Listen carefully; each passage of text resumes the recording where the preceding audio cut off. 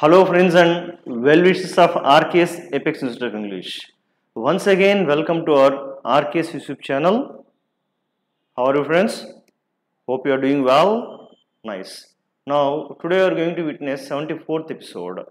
Today we will see 74th episode. I strongly believe that you are following the vocabulary and making notes for each episode. Nice. See. First one here.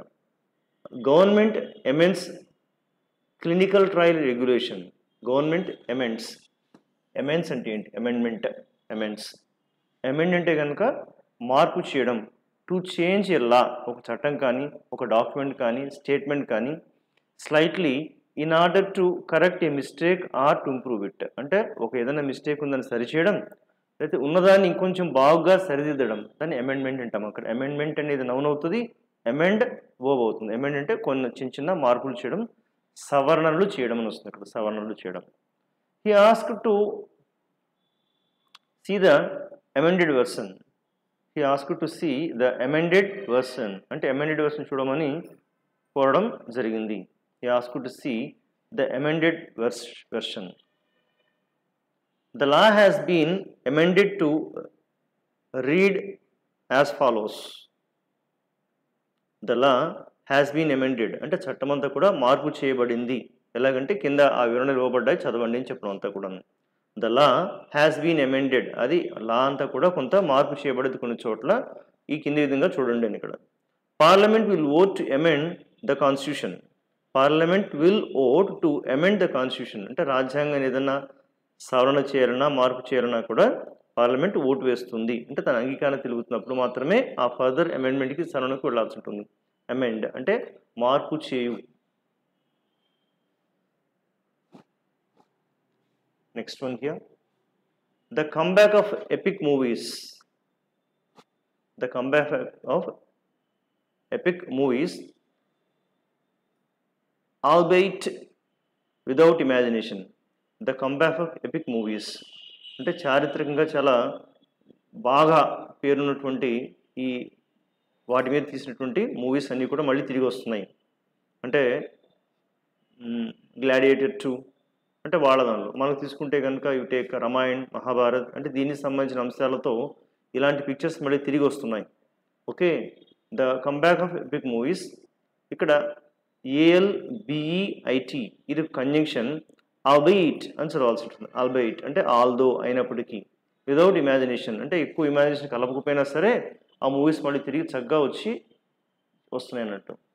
He finally agreed albeit reluctantly to help us అంటే ఈ మొత్తానికి అర్థం ఏంటంటే కనుక reluctantly అంటే కనుక అయిష్టంగా, ఇష్టం లేకపోయినా కూడా. ఆల్దో ఇది 2 కామాలు ఇచ్చినప్పుడు ఫ్రెండ్స్ చిన్న విచిత్రం ఏంటంటే ప్రస్తుతానికి దీనికి టెంపరీగా పక్కన పెట్టి ఇలా చదివితే ఈజీగా అర్థమవుతుంది. ఎలాగా? ఈ finally agree to help us అంటే చివరికి అతను మాకు సహాయం చేయడానికి ఒప్పుకున్నాడు.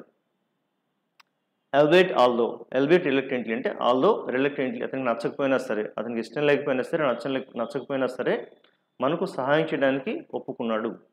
అంటే ఈ రైటింగ్ టెక్నిక్స్ ఎలా ఉంటుందంటే ఇలా ఇచ్చి ఒక కామా పెట్టి మళ్ళీ కామా ఉంచి ఇలా ఇచ్చారంటే కనుక మీరు డైరెక్ట్గా అర్థమైతే చదవచ్చు, లేకపోతే కనుక అర్థం కాకపోతే ఈ సెంటెన్స్ అంతా కనెక్ట్ చేసి ఇది విడిగా చదివితే ఈజీగా అర్థమవుతుంది అనమాట ఇక్కడ. ఓకే, ఇప్పుడు ఎలా చదవచ్చు నేను? He finally agree to help us అతను మనకు సహాయం చేయడానికి ఒప్పుకున్నాడు. ఆల్దో రిలక్టెంట్లీ అంటే ఇష్టం లేకపోయినా.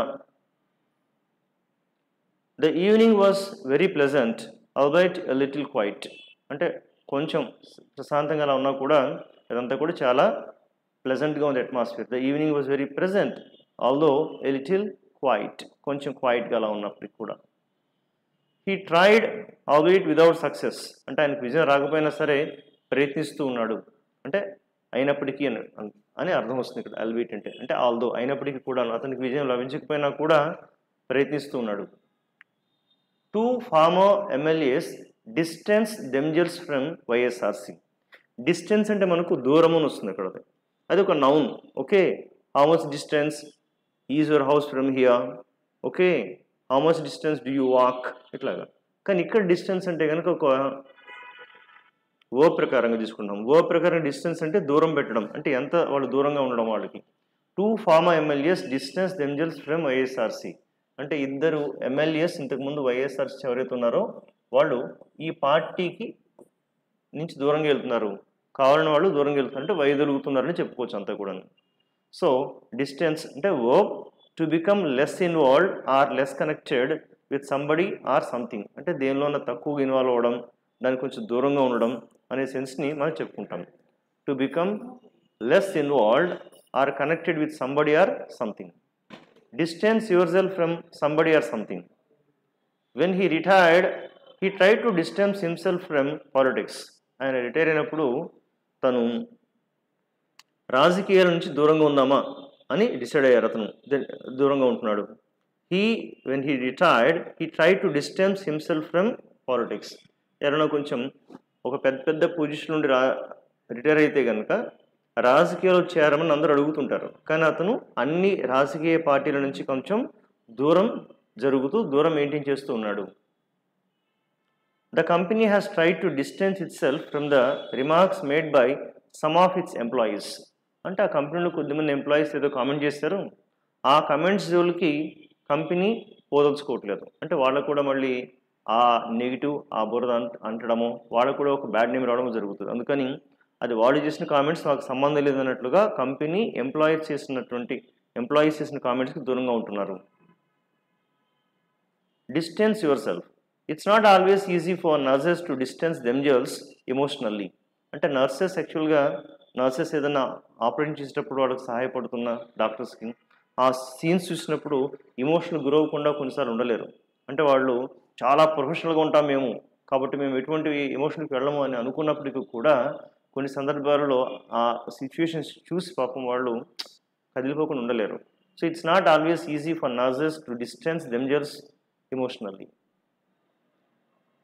In walls Harris gets a trump card to trump ఏదంటే చాలా విచిత్రంగా వాడారు. So Harris gets a trump card to trump, అంటే ఇక్కడ ఫ్రెండ్స్ ఒక ట్రంప్ అంటే కనుక ఇప్పుడు పోటీలో ఎన్నికల్లో పార్టిసిపేట్ చేసిన డొనాల్డ్ ట్రంప్ ఒకటే, ఇంకోటి ట్రంప్ కార్డ్ అంటే ఒకటి, ట్రంప్ అంటే కనుక ఒకటి విజయం సాధించడం వస్తుంది, ఇక్కడ విజయం సాధించడం. ఓకే, ట్రంప్ కార్డ్ అంటే కనుక వాళ్ళ దగ్గర ఉన్నటువంటి ఒక గొప్ప ఆయుధం అనమాట ఇక్కడ, అంటే ఇప్పుడు అంటే దాంతో గెలవచ్చు అన్నట్టు. Trump card in the sense వాళ్ళకి పూర్తి అడ్వాంటేజ్ తీసుకొచ్చి వాళ్ళు గెలిపించేందుకు ఉపకరపడేటువంటి ఒక పర్టికులర్ ఆయుధం. an advantage that makes you more likely to succeed than other people, అంటే వేరే వాళ్ళతో పోల్చుకుంటే మీకు గెలవడానికి ఎక్కువ అవకాశాలు ఉండేటువంటి ఒక విషయం ఏదన్నా కూడా, ఒక ఉపకరణం ఏదన్నా కూడా. Especially something that other people do not know about it, అది వేరే వాళ్ళకి తెలియదు అనమాట ఇక్కడ. అంటే ట్రంప్ కార్డ్ అంటే కనుక అప్పుడు దాకా దాచిపెట్టి యా నా దగ్గర ఇది ఉంది నేను దీంతో మిమ్మల్ని ఓడించవచ్చు అలా వేసేదని ట్రంప్ కార్డ్ అంట. ట్రంప్ కార్డ్ అంటే విజయం తీసుకొచ్చి పెట్టేటువంటి ఒక విషయం, ఒక ఆయుధం అని చెప్పచ్చు ఇక్కడ. He was able to get what he wanted without having to play his trump card, అంటే ఆయన దగ్గర ఉన్న ఆయుధమైనటువంటి ట్రంప్ కార్డ్ అది వాడకుండా ఈజీగా ఆయన అనుకున్నది తెచ్చుకోగలిగాడు.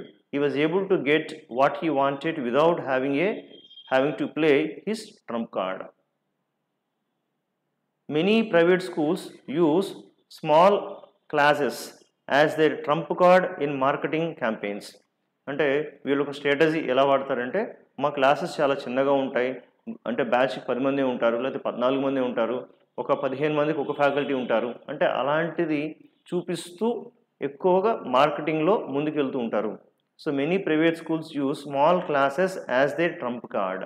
ట్రంప్ కార్డ్ అంటే కనుక ఇతరుల హృదయాన్ని గెలుచుకోవడానికి వాడేటువంటి ఒక పర్టికులర్ మంత్ర అని చెప్పచ్చు ఇక్కడ ఈ సిచ్యువేషన్లో ఇలాగా.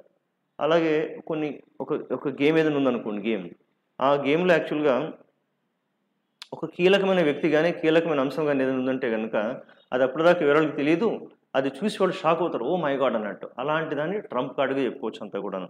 అంటే మా దగ్గర ఒక చాకు లాంటి ఒక బ్యాట్స్మెన్ ఉన్నాడు, అది మీకు ఇప్పుడు దాకా తెలియదు, ఇప్పుడు 7th బ్యాట్స్మెన్గా ఆయన దిప్పుతున్నాం. ఆయన రావడంతోనే ఓ 6 కొట్టి 20-30 రన్స్ కొట్టేసేసి హడావుడి చేశారు అనుకోండి, yeah is a Trump card అంటారు ఇక్కడ. Trump card in the sense ఎవరు ఊహించినటువంటి ఒక ఆయుధం మీ దగ్గర ఉంటే కనుక మీ అమ్ముల పొదిలో ఉంటే అది ఒక ట్రంప్ కార్డుకి చెప్పుకోవచ్చు. ఇక్కడ హ్యారిస్ అలాంటి ట్రంప్ కార్డు దొరికింది ట్రంప్ని ఓడించడానికి, ట్రంప్పై విజయం సాధించడానికి. Health officials pulled up for poor FRS app. అంటే వాళ్ళు ఒక ఫేషియల్ రికగ్నిషన్ సిస్టమ్ అనేటువంటి ఒక యాప్ తయారు చేశారు, కానీ దాని పెర్ఫార్మెన్స్ చాలా భయంకరంగా ఉంది. అందుకని health officials pulled up.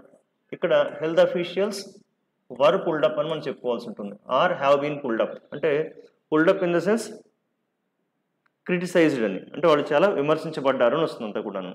So to criticise somebody for something that they have done wrong, అంటే వాళ్ళు మిస్టేక్ చేసిన ఒక దాని పట్ల పూర్తిగా విమర్శించబడ్డం. So health officials were pulled up అంటే వాళ్ళు విమర్శించబడ్డారు అని. దేనికంటే కనుక వాళ్ళు తయారు చేసిన యాప్ అనేది చాలా పెర్ఫార్మెన్స్ భయంకరంగా ఉన్నందుకు. Pull someone up for on over. ఇక్కడ పుల్ అప్ అని ఫర్ వాడచ్చు, ఆన్ వాడచ్చు, ఓవర్ వాడచ్చు. ఇక్కడ పుల్ అప్ ఫర్ వాడారు, ఫర్తో పాటు ఆన్, ఓవర్ ఇందులో ఏదైనా యూజ్ చేయొచ్చు. She is always pulling me up for my bad spelling. ఆవిడ ఎప్పుడు కూడా నా స్పెల్లింగ్ బాగోదన్నట్టుగా నన్ను విమర్శిస్తూ నా ఎంట పడుతూ ఉంటారు, అంటే నన్ను పద్దాక విమర్శిస్తూ ఉంటారు. She is always pulling up me for or on or over my bad spelling. The manager has been pulled up for low market expansion in his region. అంటే మేనేజర్ తన ఏరియాలో మార్కెట్ని పెద్దగా విస్తరించినందుకు, మార్కెట్ని పెద్దగా స్ప్రెడ్ చేయనందుకు అతని పైన విమర్శించడం జరిగింది, ఆయన ఎక్కువ విమర్శించబడ్డాడు. So the manager has been pulled up for low market expansion in his region. 3 lakh cusecs of water gushes out from Prakasam barrage. Gush అంటే కనుక ఒక ప్రవాహం ఉధృతంగా వేగంగా వెళ్ళిపోతే గష్ అంటారంట. అంటే to flow or pour suddenly and quickly out of a hole in large amounts. అంటే ఏదైనా ఒక వాటర్ కానీ ఏదైనా ఒక ద్రవ పదార్థం ఒక హోల్లో నుంచి దేనిలో నుంచి అయినా చాలా ఎక్కువగా స్పీడ్గా అలా వచ్చేస్తుంటుందని గష్ అంటారు. Gush to flow or pour suddenly and quickly out of a hole in large amounts, ఎక్కువ మొత్తంలో. అలాగా ఈ ప్రకాశం బ్యారేజ్ నుంచి చాలా 3 lakh cusecs ఆఫ్ వాటర్ వచ్చేస్తుందంట అంతా కూడా. So blood gushing from you wound అంటే ఒక గాయం నుంచి రక్తం అలాగా దారగా ప్రవహించడం, అంటే రక్తం రావడం. Water gushed out of the pipe line నుంచి ఏదైనా చిల్లు పడింది అనుకో, దాని నుంచి గష్ అలాగ వాటర్ చిందుకు వస్తుంది కదా, అక్కడ కూడా చెప్పుకోవచ్చు. అలాగే the tanker was gushing oil, ఆ ట్యాంకర్కి ఏదో వెజ పడింది, బయటికి ఆయిల్ తన్నుకొని వస్తుంది అంతా కూడా. ఇలా గష్ అంటే కనుక వేగంగా ఉధృతంగా ఒక హోల్లో నుంచి దేని నుంచైనా బయటికి కొట్టుకొని ప్రవహిస్తూ రావడం అంతా కూడా. She absolutely gushed enthusiasm. ఇక్కడ ఫిగర్ 8 అంటే కాన్సెప్ట్ ఏంటంటే కనుక, అంటే అక్కడ చెప్పినట్టు ఏదో లిక్విడ్ ఏదో కొట్టినొస్తుంది కాకుండా, అంటే క్రియేటివ్గా వేరొక విధంగా వాడడం అనమాట. క్రియేటివ్గా అంటే ఇక్కడ ఈమెలో షీ అబ్సల్యూట్లీ గష్డ్ ఎంతూజియాజం అంటే ఆవిడ నుంచి ఉత్సాహం ఉరకలు వేస్తుంది, అంటే ఆ ఉధృతిని ఉత్సాహంతో పోలుస్తూ ఉత్సాహం అలా ఉధృతంగా బయటకు వస్తుంది ఆవిడ నుంచి చెప్పడానికి వాడుతున్నారు అనమాట. అంటే డైరెక్ట్ మీనింగ్ కాకుండా ఇండైరెక్ట్గా క్రియేటివ్గా వాడే పద్ధతిని ఫిగర్ 8 అని పిలుస్తుంటారు అంతా కూడా. India dazed by Lankan spin labyrinth. ముందు DAZED డేజ్డ్ అనేది ఒక అడ్జెక్టివ్ అండి. డేజ్డ్ అంటే ఒక విధంగా దిమ్మ తిరగడం, షాక్ అవ్వడం ఇట్లాగనమాట. అంటే unable to think clearly especially because of a shock, ఒక షాక్ వల్ల అలాగా దిమ్మ తిరగడం అంటే ఎక్కువగా ఆలోచించలేకపోవడం. Or because you have been hit on the head, ఒక నెత్తి మీద ప్లాట్ఫామ్ కొడితే కనుక ఒకసారి తిరుగుద్దు కదా, దాన్ని కూడా వాడతారు. ఓకే, ఒక షాకు గురవడం. ఓకే, లేదంటే ఒక రాడ్తో దీని మీదన్నా తల మీద కొడితే కనుక ఆ కళ్ళు తిరుగుతూ చూస్తే బయలు కమ్ముద్దు కదా, దాన్ని కూడా డేజ్డ్ అని చెప్పచ్చు. Dazed. Survivors waited for the rescue boats. అంటే ఈ సముద్రంలో బోట్ ఏదైనా మునిగిపోయి కానీ అలా ఉందనుకోండి, ఇక్కడ ఆ బోటు ఏదన్నా ఒక చెక్క పైన దేనిపైన కానీ కొంతమంది వేలాడుతూ ఉంటారు అంతా కూడా. మనకు ఈ ఏమంటారు అది టైటానిక్లో కూడా చూసాం, టైటానిక్ సినిమాలో. Survivors waited for the rescue boats, ఎవరైనా రెస్క్యూ బోట్స్ వచ్చి కాపాడతాయని చెప్పి వాళ్ళు ఎదురు చూస్తున్నారు. ఎట్లాగా డేజ్డ్ అండ్ ఫ్రైటెండ్ అంటే భయపడిపోతూ ప్లస్ ఏం చేయాలో ఒక ఆలోచన లేకుండా షాక్ గురవుతూ. Dazed and frightened survivors waited for rescue boats. Rescue అంటే కాపాడడం, ఏదైనా బోట్స్, ఈ రెస్క్యూ బోట్స్ వచ్చి కాపాడతాయేమో అనే దాంతో వాళ్ళు వెయిట్ చేస్తున్నారు. ఏ విధంగా వాళ్ళు డైజ్డ్ అండ్ ఫ్రైటెండ్, భయపడిపోయి మరియు ఏం చేయాలో తెలియక కొంచెం షాక్ గురై అలా ఎదురు చూస్తున్నారు. John was still dazed by the blow to his head. అంటే ఆయనకి ఏదైతే తగిలిందో ఇక్కడ టు అని చెప్పొచ్చు, అదర్వైజ్ ఆన్ హిస్ హెడ్, ఆయన నెత్తి మీద తగిలిన దెబ్బకు హీ వాజ్ స్టిల్ డేజ్డ్, ఇప్పుడు కూడా అలా ఆ పర్టికులర్ మైండ్ ఇంకా సరిగా రాలేదు, అంటే ఇంకా కళ్ళు తిరుగుతూ ఉన్నాయి పాపం, ఇంకా సెట్ అవ్వలేదు అని చెప్పడం అంతా కూడాను. The punch left him dazed and bleeding. అంటే ఆ కొట్టిన దెబ్బ అతనికి ఒకసారి కళ్ళు బయలు కమ్మేలాగా మరియు బ్లీడింగ్, రక్తం కారేలాగా చేసింది. The punch left him dazed and bleeding. ఇక్కడ లేబ్రింత్ అన్నారు ఇక్కడ, ఎందుకని India dazed by Lankan spin labyrinth. Labyrinth అంటే కనుక పద్మవ్యూహం, అంటే ఎలా చెప్పచ్చు, a complicated series of paths which it is difficult to find your way through. అంటే మన దారి కనుక్కొని బయటికి రావడానికి పద్మవ్యూహం చాలా కష్టం అవుతుంది. అలాగా ఈ లంకన్స్ స్పెల్ లేబ్రింత్ అంటే శ్రీలంక వాళ్ళు మొన్న వేసిన బౌలింగ్కి మన వాళ్ళు టప అవుట్ అయిపోయి సిరీస్ కూడా ఓడిపోయారు అంతా కూడా. అంటే ఆ లంక వాళ్ళు వేసే వ్యూహం నుంచి, పద్మవ్యూహం నుంచి బయటపడడం మనకు కష్టమైంది అని చెప్పడం. So we lost our way in the labyrinth of streets.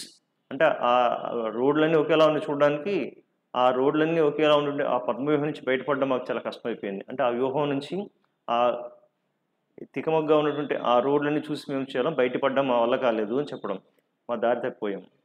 అదే ఫిగరేటివ్గా చెప్పాలంటే కనుక, క్రియేటివ్గా చెప్పాలంటే, oh my God what is this labyrinth of rules and regulations. ఇన్ని రూల్స్ రెగ్యులేషన్స్, ఇవన్నీ అర్థం చేసుకోవడమే నాకు పిచ్చెక్కిపోతుంది అన్నట్టు అనమాట. Labyrinth of rules and regulations, ఇది ఒక పద్మవ్యూహం అనమాట. ఎటు నుంచి ఎటు రావాలో తెలియకంతా కూడాను. Australia's Nina Kennedy wins women's pole vault. Pole vault అనేది ఈ మాట చెప్పడం కోసం ఈ వర్డ్ తీసుకుందాం. పోల్ వాల్ట్ అనేది ఒక గేమ్. అంటే మనకు పోల్ వాల్ట్ అంటే కనుక a sporting event in which people try to jump over a high bar using a long thin straight piece of wood or fibre glass to push themselves off the ground. అంటే ఒక పెద్ద wooden piece కానీ లేదంటే ఒక fibre కానీ తీసుకొని దాన్ని పట్టుకొని వీళ్ళు జంప్ చేస్తూ అవతలకి దూకుతారు కదా, అంటే దాన్ని ఆ స్పోర్ట్ని పోల్ వాల్ట్ అంటారు అనమాట. ఇక్కడ పోల్ వాల్ట్ అంటే ఇక్కడ చూడండి. So here the player is trying to get the target. అంటే దీనిలాగా ఇచ్చేసి ఇక్కడ నుంచి ఎలా పైకి ఎగిరి అక్కడ టార్గెట్ దూకుతారు అనమాట. ఆ పర్టికులర్ గేమ్కి పోల్ వాల్ట్ అని పిలుస్తుంటారు. తెలిసిన వాళ్ళకు ఓకే, తెలియని వారి కోసం ఇది ఇవ్వడం జరుగుతుంది. So friends, with this we complete our today's vocabulary. So please do follow vocabulary and keep your comments if you like it, and if you have any doubts just keep your comment, and of course if possible try to suggest some of your friends so that they too can benefited and we too can benefited. Win-win policy. Clear? Just meet again in the next video. Till then, bye bye, have a nice day.